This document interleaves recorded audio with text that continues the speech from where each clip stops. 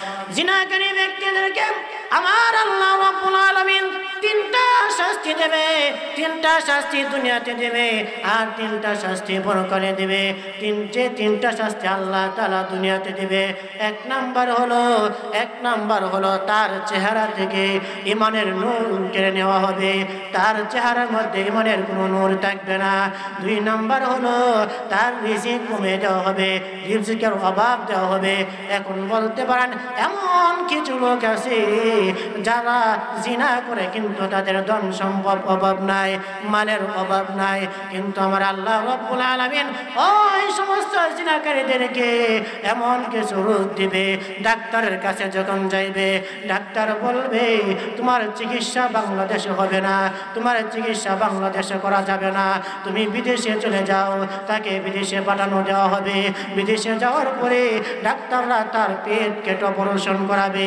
পেট কেটে যখন অপারেশন করাবে, অপারেশন সম্পূর্ণ করার পরে ডাক্তাররা বলবে তার সামনে একটা আমলনামা ধরে দেওয়া হবে। তখন বলবে আজকে থেকে তুমি গরুর গোশত খাইতে পারবা না, আজকে থেকে তুমি খাসির গোশত খাইতে পারবা না, আজকে থেকে দেশি মুরগি খাইতে পারবে না, আজকে থেকে তুমি ইলিশ মাছ খাইতে পারবে না, চিংড়ি মাছ খাইতে পারবে না, নিষেধ তোমাকে দিয়ে দেওয়া হবে। তোমার সামনে তো সুস্বাদু খাবার রাখা হবে, দামি দামি খাবার রাখা হবে, তুমি চক্ষু দিয়ে দেখবা কিন্তু খাওয়ার সুযোগ হবে না। এটা কি আল্লাহ তাআলা রিজিক তার কমে দেয় না? 2 নম্বর হলো রিজিক তাকে কমে দেওয়া হবে। 3 নম্বর হলো সে হঠাৎ মৃত্যুবরণ করবে, তার আপনজনদের থেকে সে বিদায় নিতে পারবে না, আপনজনদের থেকে সে কথাবার্তা বলে বিদায় নিতে পারবে না, হঠাৎ তার মৃত্যু হয়ে যাবে। সালাসুন ফিদ দুনিয়া ওয়া সালাসুন ফিল আখিরাহ। আমার আল্লাহ রাব্বুল আলামিন পরকালে 3টা শাস্তি দেবে। 1 নম্বর হলো গযবুর রাব্বি, হাসরের ময়দানে আমার আল্লাহ রাব্বুল আলামিন জিনাকারীদের প্রতি সন্তুষ্ট থাকবেন না, বেজার হয়ে থাকবেন। 2 নাম্বার হলো ওয়াসুল আল হিসাব, তার হিসাব কঠিন করা হবে, তার হিসাব কঠিন করা হবে। হিসাব না দিয়ে চুল পরিমাণ সে লড়তে পারবে না, কঠিন হিসাব তার করা হবে। 3 নাম্বার হলো ওয়াল খুলুদু ফিন্নার, তাকে জাহান্নামে নিক্ষেপ করা হবে। নাউযুবিল্লাহ। যে আয়াতখানা তেলাওয়াত করেছি রাসূল সাল্লাল্লাহু আলাইহি সাল্লামের অসংখ্য হাদিস থেকে ছোট্ট একটা হাদিস পাঠ করেছি। আল্লাহ রাব্বুল আলামিন যদি আমাকে তৌফিক দান করেন, আমি এই বিষয়ে আপনাদের সম্মুখে কিছু আলোচনা করার চেষ্টা করব। ওয়া মা তাওফীকি ইল্লা বিল্লাহ। আল্লাহ রাব্বুল আলামিন আমাদেরকে যে দায়িত্ব দিয়েছেন, পুরুষদের কিছু দায়িত্ব দিয়েছেন, নারীদেরকে কিছু করণীয় দিয়েছেন। নারীরা এবং পুরুষরা উভয়জনকে আল্লাহ রাব্বুল আলামিন পর্দা করার নির্দেশ দিয়েছেন। নারী জাতিরা তারা যদি পর্দার ভিতরে থাকে, তাদের সম্মান, তাদের মর্যাদা আমার আল্লাহ রাব্বুল আলামিন বৃদ্ধি করে দিবে। নামাজকে আল্লাহ রাব্বুল আলামিন সারা দিনে রাত্রে 5 বার ফরজ করেছেন। রোজাকে আল্লাহ রাব্বুল আলামিন বৎসরে 12 মাসের মধ্য থেকে 1 মাস আল্লাহ তাআলা ফরজ করেছেন। যাকাত, যাদের মাল আছে 12 মাসের মধ্যে একবার, বছরে একবার আল্লাহ রাব্বুল আলামিন রোজাকে, যাকাতকে ফরজ করেছেন। আর হজকে আল্লাহ রাব্বুল আলামিন জীবনে একবার ফরজ করেছেন।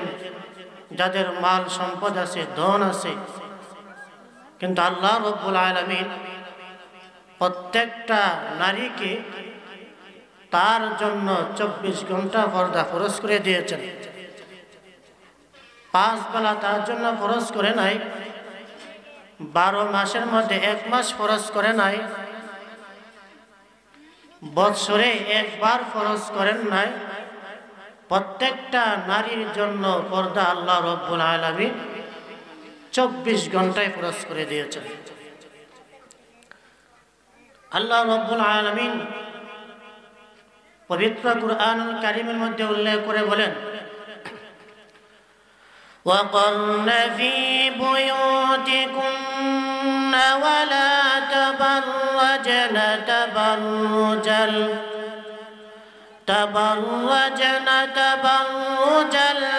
الْجَاهِلِيَّةِ الْأُولَى। হে নারী দলেরা, তোমরা তোমাদের ঘরের ভিতর অবস্থান করো, ঘর থেকে বের হইও না।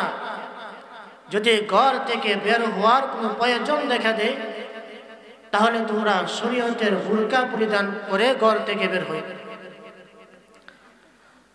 তো নারীদেরকে আল্লাহ রাব্বুল আলামিন ঘর থেকে বের হওয়ার অনুমতি দিয়েছেন, কিন্তু শর্ত হলো পর্দা করে ঘর থেকে বের হওয়ার জন্য আল্লাহ তাআলা অনুমোদন দিয়েছেন। পর্দা ছাড়া বের হওয়ার অনুমোদন আল্লাহ তাআলা দেন নাই। এখানে জাহিলিয়াতুল উলা, আল্লাহ রাব্বুল আলামিন জাহিলিয়াতুল উলা বলছেন, প্রথম বর্বর যুগের নারীরা তারা বেপরদা হইয়া টাট পিট পোশাক পরিয়া, শর্ট পোশাক পরিয়া, তাদের বুকে কাপড় থাকতো না, মাথায় কাপড় থাকতো না, পিঠে কাপড় থাকতো না। তারা উলঙ্গ অবস্থায়, টাইট ফিট পরা কাপড় অবস্থায় তারা পুরুষের পাকে পাকে চলত। আল্লাহ রাব্বুল আলামিন প্রথম বর্বর যুগের কথা উল্লেখ করেছেন। যেহেতু প্রথম বর্বর যুগের কথা উল্লেখ করেছেন, এর দ্বারা বোঝা যায় দ্বিতীয় আরেকটা বর্বর যুগ আসবে। নয়তো আল্লাহ রাব্বুল আলামিন প্রথম বলতেন না। যেহেতু প্রথম বলেছেন, দ্বিতীয় আসবে। আর বর্তমানে দেখা যাইতেছে কি, বর্তমান যুগের নারীরা তারাও বেপরদা হইয়া টাইট ফিট পোশাক পরিধান করিয়া, শর্ট পোশাক পরিয়া, পাতলা কাপড় পরিধান করিয়া, তারা তাদের বুকে কাপড় নাই, তাদের মাথার কাপড় নাই, তাদের পিঠে কাপড় নাই, তারা পুরুষের পাকে পাকে রাস্তাঘাটে সেজে গুজে তারা বের হয়ে যাচ্ছে। আর জাহিলিয়াতের যুগের নারীরা তারা এভাবে সেজে গুজে টাইট ফিট পোশাক পরে বের হয়ে যাইত। আর বর্তমান যুগের নারীরাও এভাবে টাইট ফিট পোশাক পরিয়া সাজগোজ করিয়া বের হয়ে যাচ্ছে। এর দ্বারা বোঝা যায় দ্বিতীয় বর্বর যুগ হলো বর্তমান জামানা। বর্তমান যুগের নারীরা তারা ফ্যাশন করতে চায়, তারা স্বামীদের কথা মানে না। বর্তমান যুগে কিছু স্বামী আছে, তাদের স্ত্রীর প্রতি তারা খবর লাগে না। তাদের স্ত্রীরা তারা কি কাপড় পরিধান করছে, তারা কি যে কাপড়টা পরিধান করছে এই কাপড়টা কি শরীয়ত সম্পাদন করে নাকি, এইদিকে স্বামীদের কোনো দায়িত্ব নাই। স্বামীরা আরো স্ত্রীদেরকে তারা আরো টাইট ফিট কাপড় পরানোর জন্য আহ্বান করে, সাজগোজ করে রাস্তা দিয়ে বের হওয়ার জন্য আহ্বান করে। ওই সমস্ত নারীরা হাসরের ময়দানে আবার আল্লাহ তাআলার কাঠ গড়ায় দাঁড় হতে হবে। তো একটা নারী কখন ধর্ষিত হয়, একটা নারী কখন ইফতিজিনের শিকার হয়, যখন তাকে পুরুষের দলেরা দেখবে। পুরুষের দলেরা যখন ওই নারীকে দেখবে, ওই নারীকে দেখার পরে ওই নারীর প্রতি পুরুষের আসক্ত হয়ে যায়, ওই নারীর প্রতি পুরুষের ভালো লেগে যায়। এরপরে পুরুষই ইফতিজিন করে। নারীরা যদি পর্দার ভিতরে থাকতো, পুরুষের দলেরা দেখতে পারতো না, আর না দেখতে পারলে ইফতিজিন করতে পারতো না। এখন নারীরা পুরুষদেরকে দেখার জন্য সুযোগ সুবিধা তারা করে দিচ্ছে।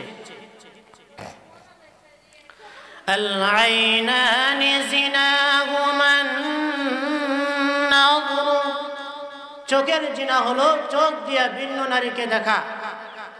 যে পুরুষ এবং যে পুরুষ একটা নারীকে চোখ দিয়ে দেখলো, সে চোখের জিনা করলো। এই জন্য দেখা বন্ধ করতে হবে। আর দেখা বন্ধ হওয়ার একমাত্র পথ হলো নারীদেরকে পর্দায় আসতে হবে। এখন দেখা দেখে যদি চালু থাকে আর পর্দার কথা বলা হলে তখন এই গুনার কাজটা চলতেই থাকবে, বন্ধ হবে না। এই কাজটা যদি বন্ধ করতে চায় সর্বপ্রথম দেখা দেখি বন্ধ করতে হবে, নারীদেরকে পর্দার ভিতরে আসতে হবে। এখন মনে করেন সুহিলপুর বাজার থেকে কেউ 100 গ্রাম তেঁতুল লইয়া হাতের তালায় লইয়া চেটে চেটে খেতে খেতে আসে। যতটা পুরুষ এবং যতটা নারী দেখবে, প্রত্যেকটা পুরুষ এবং প্রত্যেকটা নারীর জিহ্বায় পানি চলে আসবে কিনা? আসবে। এটা তেঁতুর একটা গুণ। তেঁতুর গুণ হলো যেই দেখবে তার জিহ্বায় পানি চলে আসবে। তেমনি ভাবে নারীকে যারা বেপরদা অবস্থায় পুরুষেরা যখন দেখবে, পুরুষের জিহ্বায়ও পানি চলে আসবে, পুরুষেরও আবেগ বেড়ে যাবে। এই জন্য নারীরা যদি পর্দার ভিতরে আসে, পুরুষে দেখবে না, তাদের প্রতি আবেগও হবে না। আর যদি মনে করেন কেউ 50 গ্রাম তেঁতুই না, 1 কেজি তেঁতুই না, 100 গ্রাম তেঁতুই না, 1 কেজি তেঁতুই সুহিলপুর বাজার থেকে কিনে ওই তেঁতুইটাকে প্যাকেটের ভিতরে ভরে বাজার থেকে, এরপরে আরেকটা প্যাকেটের ভিতরে ভরে ওই 1 কেজি তেঁতুই বাজার থেকে নিয়ে আসে, পুরুষের দলেরা দেখবে না। আর না দেখলে পুরুষ ইফতিজিনও করবে না, ওই নারীর প্রতি আসক্ত হইবে না। যেহেতু দেখার কোনো সুযোগ নাই, আসক্ত হওয়ারও কোনো সুযোগ নাই। প্যাকেটের ভিতরে যেমন তেঁতুই থাকলে 100 গ্রাম তেঁতুই আপনাকে রূপ লাগাইতে পারলো না, 100 গ্রাম তেঁতুই আপনার জিহ্বায় পানি চলে আসলো, আর 1 কেজি তেঁতুই আপনার জিহ্বায় পানি নিয়ে আসতে পারলো না। কারণ হলো 100 গ্রাম তেঁতুই এটা আপনার চোখের সামনে চেটে চেটে খাচ্ছে, এটা আপনি দেখছেন। আর 1 কেজি তেঁতুই এটা প্যাকেটের ভিতরে আপনি দেখেন নাই, না দেখার কারণে আপনার অন্তরে লোভ লাগে নাই, আর লোভ না লাগার কারণে আপনার জিহ্বায় পানিও আসে নাই।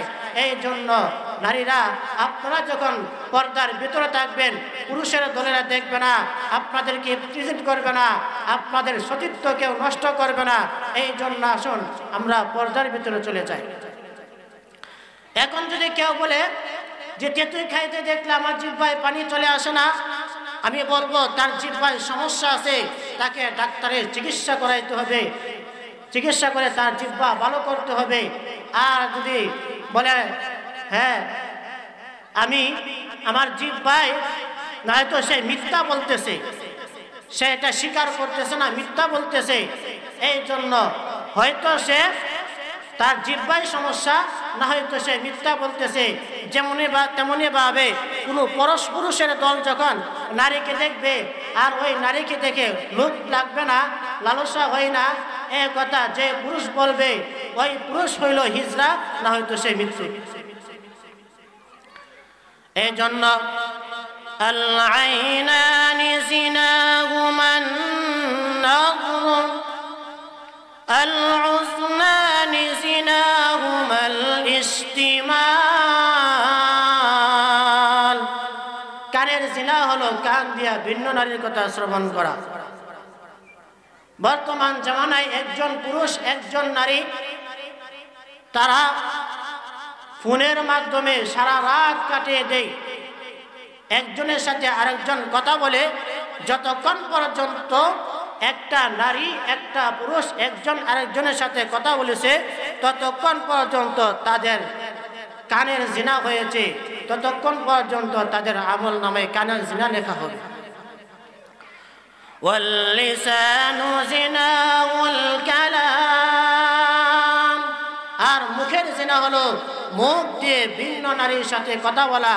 বর্তমান জামানায় একদল পুরুষ আছে, একদল নারী আছে, তারা সরাসরি বেগানা নারীর সাথে কথা বলে, তারা সরাসরি পুরুষের সাথে দেখা করে কথা বলে।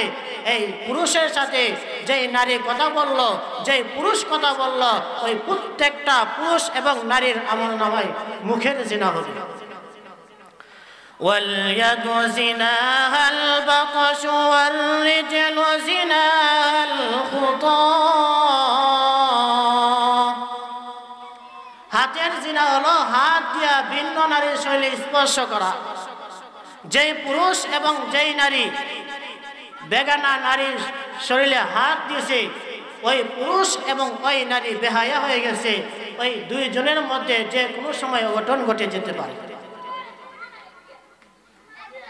واليد زناها البطش والرجل زناها الخطا।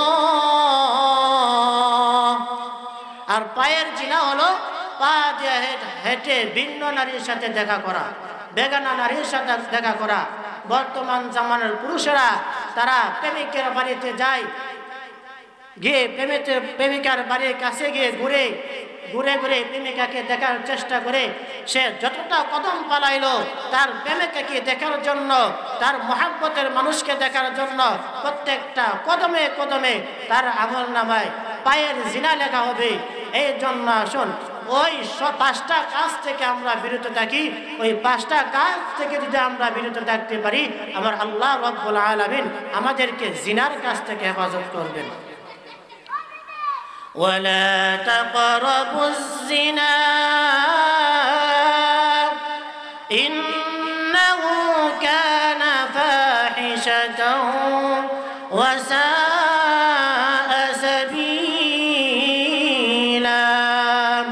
আল্লাহ রাব্বুল আলামিন বলেন, তোমরা জিনার কাছে যেও না, নিশ্চয় জিনা হলো নির্লজ্জ কাজ, মন্দ পথ।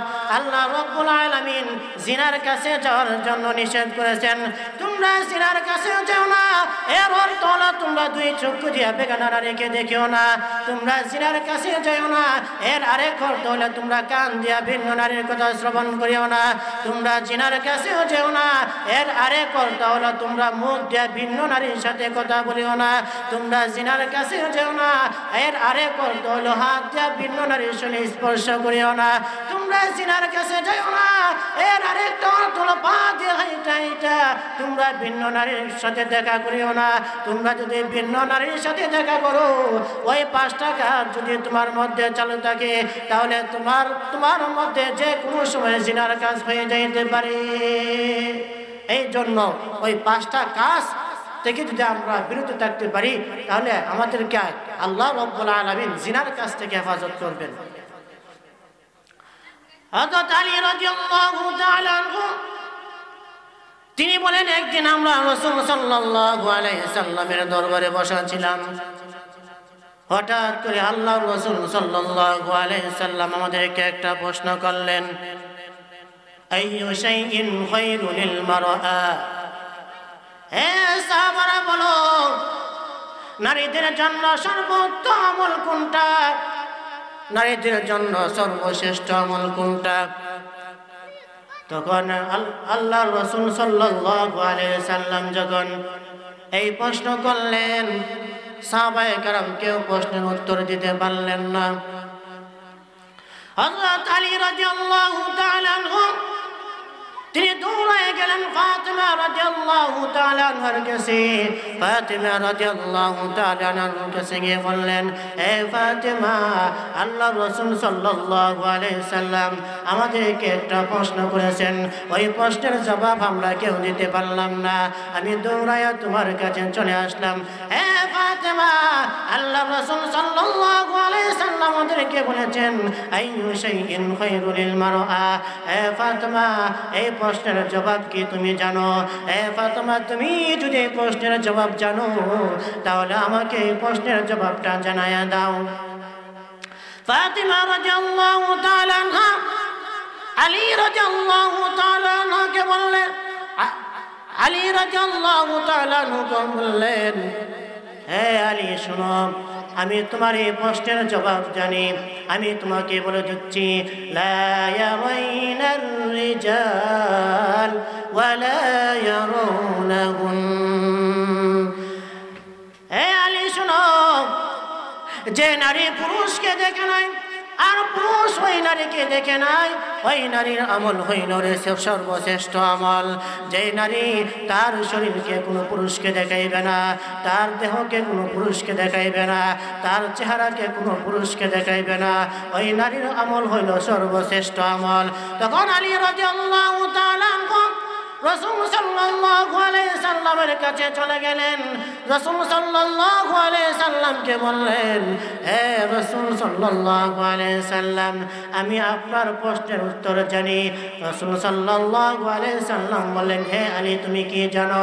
বলে, আমি জানি লা ইয়ারাইনার রিজাল ওয়ালা ইয়ারাউনাহুম, যে নারী পুরুষকে দেখে নাই আর ওই পুরুষকে না, ওই পুরুষ ওই নারীকে দেখে নাই, ওই নারী আমল হইল সর্বশ্রেষ্ঠ আমল, ওই নারীর আমল হইল সর্বোত্তম আমল। তখন রাসূল সাল্লাল্লাহু আলাইহি সাল্লাম আলী রাদিয়াল্লাহু তাআলা আনহুকে বললেন, হে আলী তুমি সত্য করে বলো, তুমি সঠিক করে বলো, তুমি প্রশ্নের উত্তর কোথায় পেলে, ওই প্রশ্নের জবাব তুমি কোথায় পেলে? আলী রাদিয়াল্লাহু তাআলা আনহু বললেন, হে রাসূল করিম সাল্লাল্লাহু আলাইহি সাল্লাম, আমি আপনি যখন আমাদেরকে প্রশ্ন করেছিলেন, আমি ফাতিমা রাদিয়াল্লাহু তাআলা আনহার কাছে গিয়েছিলাম।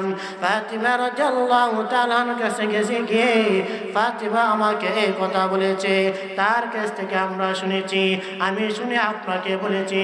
তখন রাসূল সাল্লাল্লাহু আলাইহি সাল্লাম বলেন, ফাতিমা সত্য বলেছে, ফাতিমা সত্য বলেছে।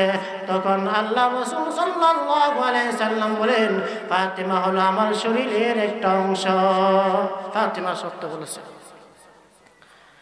তাহলে এই জিনা থেকে আমাদেরকে বিরত থাকতে হবে, জিনার কাজ করা যাবে না, জিনা থেকে বিরত থাকতে হবে। ইয়াকুম ওয়াজ-জিনা ফাইন্না ফিজ-জিনা সিত্তা খিসাম। আল্লাহ রাসূল সাল্লাল্লাহু আলাইহি সাল্লাম বলেন, জিনাকারী ব্যক্তিদেরকে ৬টি শাস্তি দেওয়া হবে, ৬টি সাজা দেওয়া হবে। ৩টা দুনিয়াতে দেওয়া হবে, সালাসুন ফিদ দুনিয়া ওয়া সালাসুন ফিল আখিরাহ। জিনাকারী ব্যক্তিদেরকে আমার আল্লাহ রাব্বুল আলামিন 3টা শাস্তি দেবে, 3টা শাস্তি দুনিয়াতে দেবে আর 3টা শাস্তি পরকালে দেবে। 3টা শাস্তি আল্লাহ তাআলা দুনিয়াতে দেবে। এক নাম্বার হলো তার চেহারা থেকে ঈমানের নূর কেড়ে নেওয়া হবে, তার চেহারার মধ্যে ঈমানের কোনো নূর থাকবে না। 2 নাম্বার হলো তার রিজিক কমে দেওয়া হবে, রিজিকের অভাব দেওয়া হবে।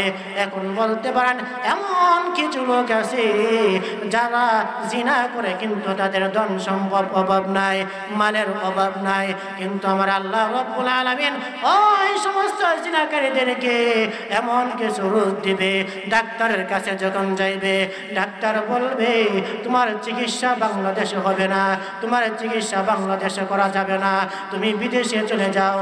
তাকে বিদেশে পাঠানো দেওয়া হবে। বিদেশে যাওয়ার পরে ডাক্তাররা তার পেট কেটে অপারেশন করাবে।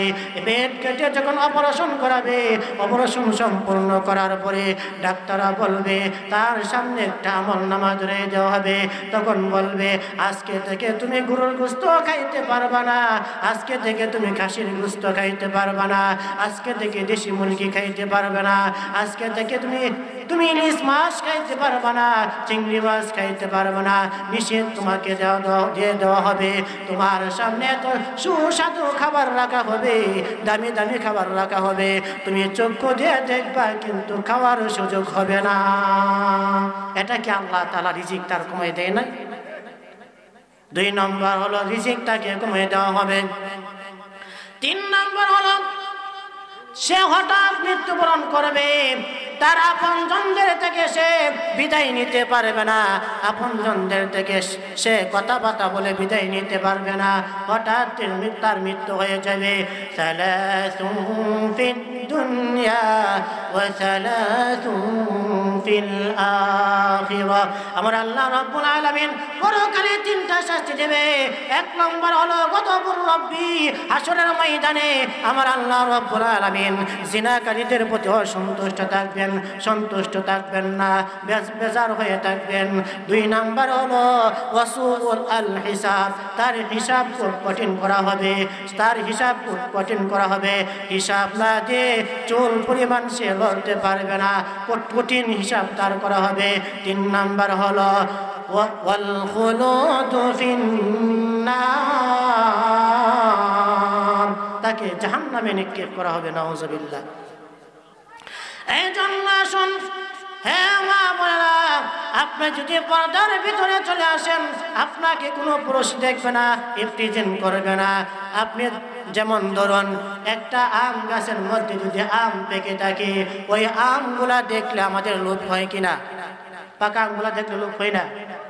পাকা আম দেখলে যেমন এই আমটা খাওয়ার জন্য আমাদের লোভ হয়ে যায়, আকর্ষণ বেড়ে যায়, তেমনি ভাবে কোনো নারী যখন বেপরদা হইয়া রাস্তাঘাটে সেজেগুজ করিয়া সে যখন বের হয়ে যায়, পুরুষের যখন দেখবে তার প্রতি আকর্ষণ হবে, তার প্রতি লোভ হবে। আর লোভ হলে ওই পুরুষ ওই নারীর পিছনে ঘুরবে, ওই নারীকে পাওয়ার জন্য, ওই নারীকে পাওয়ার জন্য। এরপরে ওই উভয়জনের মধ্যে যে কোনো সময় দুর্ঘটনা ঘটে যেতে পারি। আল্লাহ রাসূল সাল্লাল্লাহু আলাইহি সাল্লাম বলেন, যে পুরুষ এবং যে নারী জিনা করবে তাদের লজ্জাস্থান থেকে দুর্গন্ধ বের হইবে এবং তাদের লজ্জাস্থান থেকে পুঁজ বের হইবে। আসলের ময়দানে এমন অপমান আপনার ভোগ করতে হবে, সকলে জেনে যাবে আপনি জিনাকারী, সকলে জেনে যাবে আপনি অপকর্ম করেছেন। এই জন্য শুন, ওই পথটাকে আমরা ছেড়ে দেই, এই পথটাকে আমরা ছেড়ে দেই। হযরত ইব্রাহিম আলাইহিস সালাম তার বিবি সারাকে লইয়া তিনি সফরের উদ্দেশ্যে রওনা হয়ে গেলেন। যে রাষ্ট্রের মধ্যে তিনি যাইতেছিলেন ওই রাষ্ট্রের বাদশা ছিল জালেম। ওই জালেম বাদশার একটা নিয়ম ছিল, যদি ওই রাষ্ট্রের মধ্যে কোনো সুন্দরী যুবতী নারীকে দেখত, ওই নারীকে নিয়ে যাইত। সাথে যদি স্বামী থাকতো, স্বামীকে কতল করে নারীকে নিয়ে যাইত, স্ত্রীকে নিয়ে যাইত। ভাই থাকলে ভাইকে কতল করতো না, ভাইকে রেখে বোনকে নিয়ে যাইত। হযরত ইব্রাহিম আলাইহিস সালাম যখন এই রাষ্ট্রের ভিতরে প্রবেশ করলেন, তার জালেমের সৈন্যরা তাকে দেখে ফেলল। ইব্রাহিম আলাইহিস সালামকে বললেন, তাকে বললেন, আপনার সাথে যে এই নারী, আপনার সাথে যে মহিলা, সে আপনার কি হয়? ইব্রাহিম আলাইহিস সালাম বললেন, সে আমার বোন হয়। এখন যদি বলতেন সে আমার স্ত্রী হয়, তাহলে ইব্রাহিম আলাইহিস সালামকে কতল করে দিত। এই জন্য ইব্রাহিম আলাইহিস সালাম তার স্ত্রীকে বোন বলেছেন, কারণ হলো একজন মুসলমান, একে অপরে ভাই বোন, ঠিক কিনা? এই জন্য ইব্রাহিম আলাইহিস সালাম বোন বলেছেন। এরপরে জালেমের লোকেরা তার স্ত্রীকে যখন নিয়ে চলে যাইতেছে, ইব্রাহিম আলাইহিস সালাম আল্লাহ তাআলার কাছে দুইটা হাত বাড়াই দিয়েছে। দুইটা হাত বাড়াইয়া আল্লাহ রাব্বুল আলামিনের কাছে বললেন, হে পরওয়ারদিগার আলম,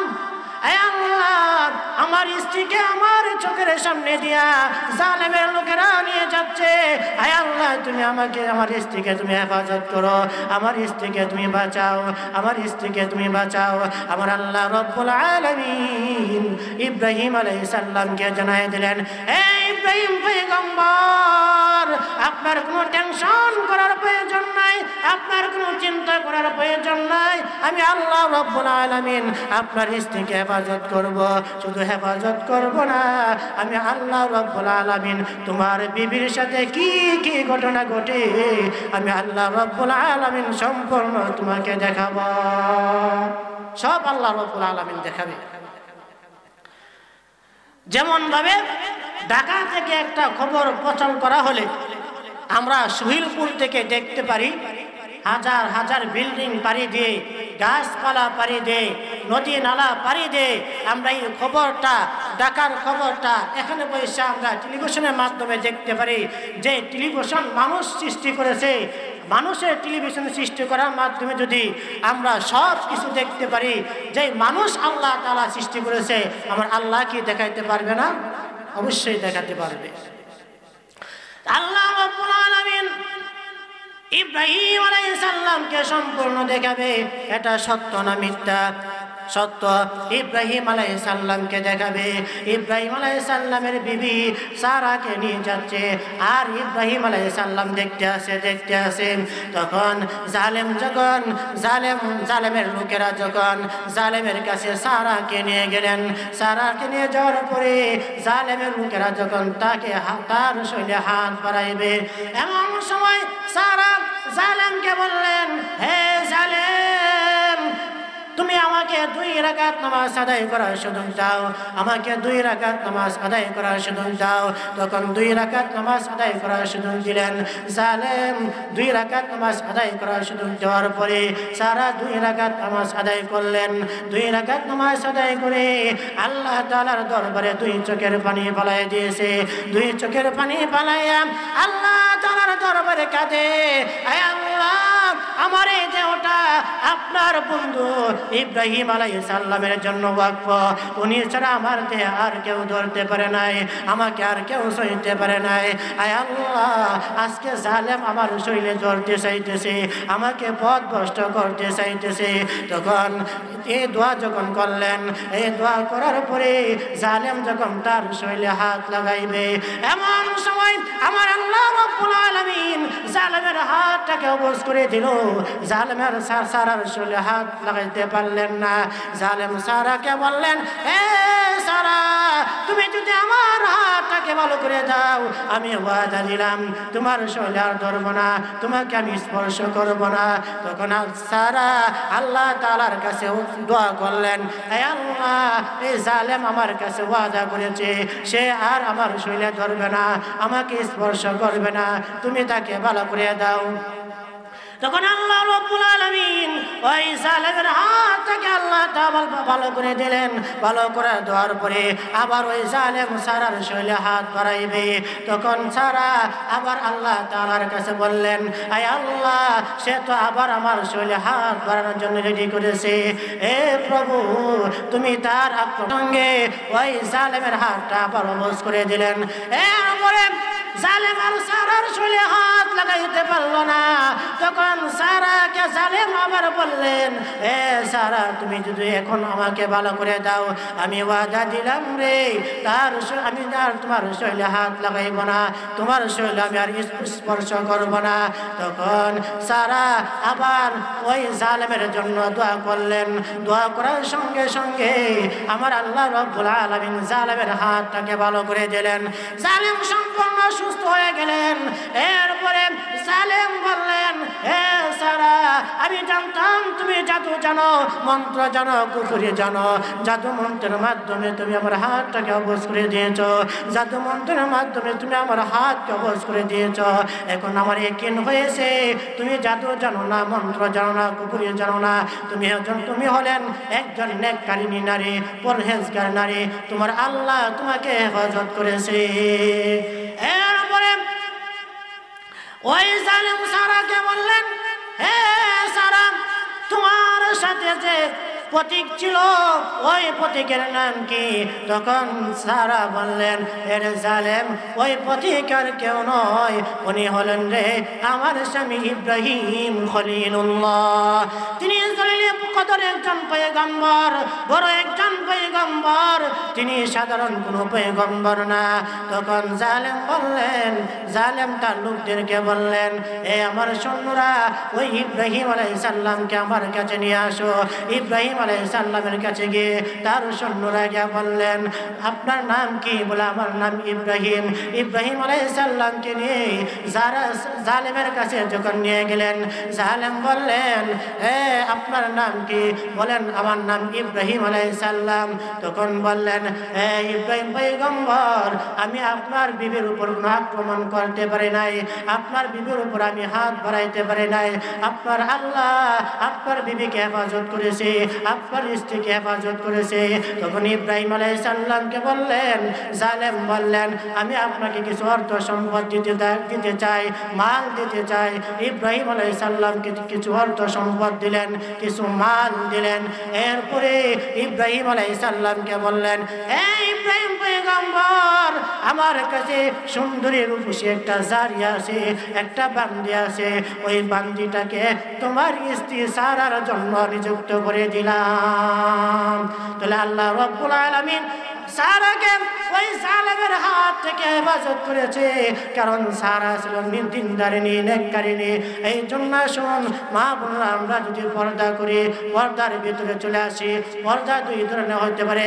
এক ধরনের যেমন বাড়ির বাউন্ডারি, বাউন্ডারির ভিতরে আপনার একটা পর্দা, ওই বাড়ির বাউন্ডারির ভিতরে যখন থাকবেন আপনাকে কেউ দেখবে না। আর বাড়ির বাহিরে যখন আপনি চলে যাইবেন, শরীয়তের বুরকা পরিধান করে আপনি বাড়ি থেকে বের হইবেন, ওই কাজগুলো যদি আপনি করতে পারেন, আমার আল্লাহ রাব্বুল আলামিন আপনার সতীত্ব রক্ষা করবে। এই জন্য আমাদেরকে এই কথাগুলোর উপর আমল করতে হবে, আর সকলকে পর্দা মেনে চলতে হবে, ইসলামী বিধান মানতে হবে। না মানলে আপনি আল্লাহ তাআলার কাঠ গড়ায় দাঁড় হতে হবে। তখন আল্লাহর সামনে আপনি কি জবাব দিবেন? আপনার আমলনামা যখন গুনাহে ভরপুর হয়ে যাবে, আপনি জাহান্নামী হয়ে যাবেন। এর জন্য আসুন আমরা পর্দার ভিতরে চলে আসি, পর্দার বিধানগুলো আমরা মানি, মাইনা আমাদের জীবনকে সাজাই। আল্লাহ রাব্বুল আলামিন এই কথার উপর আমাদের সকলকে আমল করার তৌফিক দান করুন। ওয়া আখিরু দাওয়ানা আলহামদুলিল্লাহি রাব্বিল আলামিন।